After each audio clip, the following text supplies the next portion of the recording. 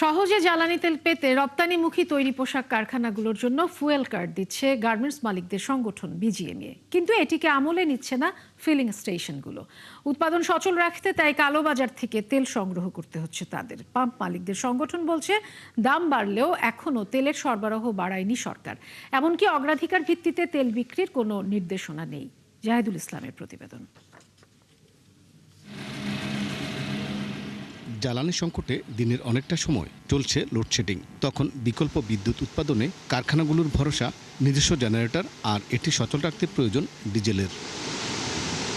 এমন অবস্থায় সহজে তেল পাওয়ার জন্য কারখানাগুলোকে ফুয়েল কার্ড দিচ্ছে গার্মেন্টস মালিকদের সংগঠন বিজিএমইএ। তবে এই ক্ষেত্রেও ফিলিং স্টেশন থেকে মিলছে না তেল।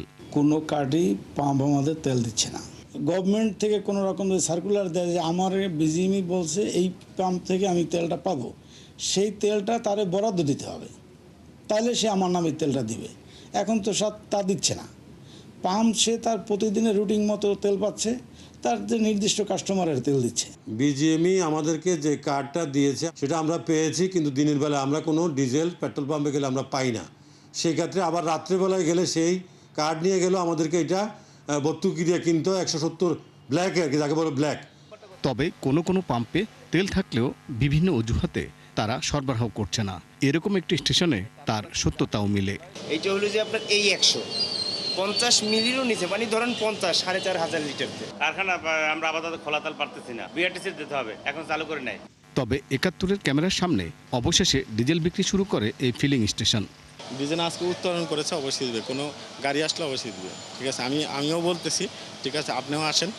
এদিকে ফিলিং স্টেশন মালিকদের সংগঠন জানায়, সরকার তেলের দাম বাড়ালেও বহাল রেখেছে পূর্বের সরবরাহ, যা চাহিদার তুলনায় খুবই কম। কোন পাম্প থেকে কোন ইতে সরবরাহ হবে তেলটা, এই বিষয়গুলোও কিন্তু একদম পরিষ্কার আছে। বাণিজ্য মন্ত্রণালয় থেকে এভাবে না আসায় কোনো পেট্রোল পাম্প টোটালি আমলে নিচ্ছে না।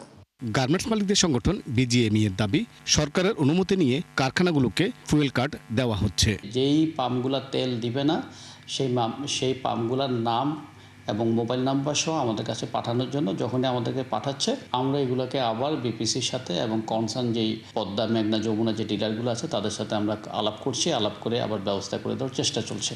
সারা দেশে সচল ফিলিং স্টেশন আছে 2198টি। এগুলোতে জ্বালানি সরবরাহ করে সরকারি 3 প্রতিষ্ঠান, পদ্মা, মেঘনা এবং যমুনা। জাহিদুল ইসলাম, 71, ঢাকা।